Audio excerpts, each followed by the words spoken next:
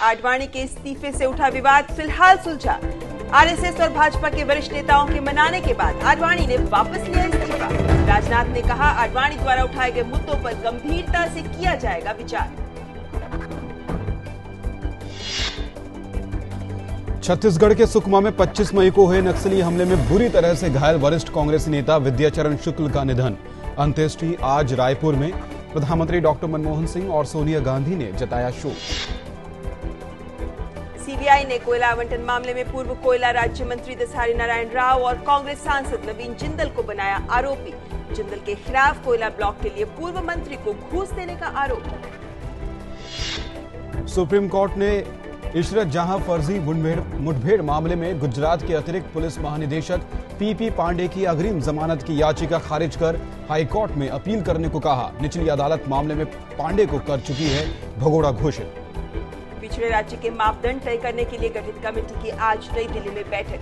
उड़ीसा को पिछड़े राज्य का दर्जा देने की मांग को लेकर बीजू जनता दल की रैली आज।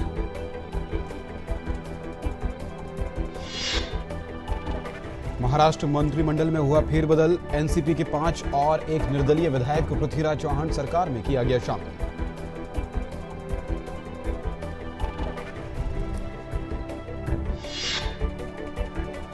मुंबई के माहिम इलाके में सोमवार को इमारत गिरने के हादसे में मरने वालों की संख्या बढ़कर हुई 10। भारी बारिश के कारण गिरी थी ये इमारत।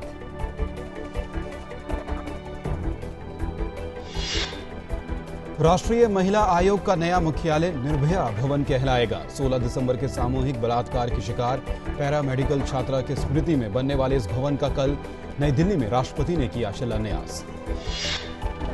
रुपए की कीमत में गिरावट का दौर जारी। डॉलर के मुकाबले रुपया गिरकर 58 रुपए 39 पैसे के स्तर तक पहुंचा। सेंसेक्स में लगभग 300 अंकों की गिरावट। इस्लामाबाद हाईकोर्ट ने पाकिस्तान के पूर्व राष्ट्रपति परवेज मुशर्रफ को जजों की नजरबंदी के मामले में दी जमानत, लेकिन बलूच नेता अकबर बुख्ती की हत्या के मामले में जनरल को जमानत नहीं। अफगानिस्तान की राजधानी काबुल में कल शाम सुप्रीम कोर्ट के पास हुए कार बम विस्फोट में कम से कम 17 अफगान नागरिकों के मारे जाने और 40 के घायल होने की खबर। कोरिया प्रायद्वीप में शांति की आशा फिर धूमिल। दोनों देशों के बीच शांति प्रक्रिया दोबारा शुरू करने के लिए जारी बातचीत रद्द।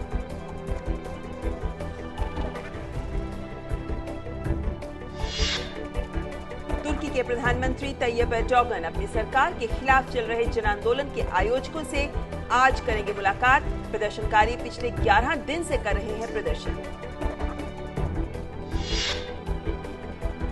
देश की राजधानी दिल्ली की 2011 में शुरू हुई जनगणना की प्राथमिक रिपोर्ट जारी। इस जनगणना के हिसाब से दिल्ली की आबादी 1,67,87,000।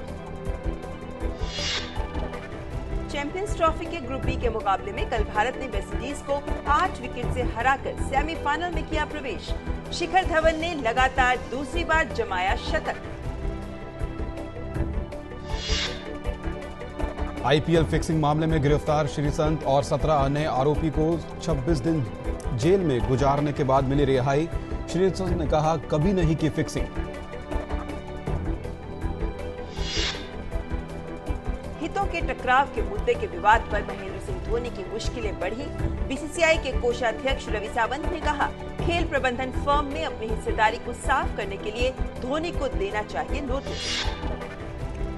देश के कई हिस्सों में मौसम ने करवट ली है। गर्मी से तपते उत्तर भारत को जहां सुहाने मौसम से राहत मिली है, साथ ही दक्षिण पश्चिम मानसून भी तेजी से बढ़ रहा है आगे। बाल श्रम को पूरी तरह समाप्त करने के लक्ष्य से आज मनाया जा रहा है अंतर्राष्ट्रीय बाल मजदूरी विरोध दिवस। इस अवसर पर आयोजित किए गए हैं अनेक कार्यक्रम।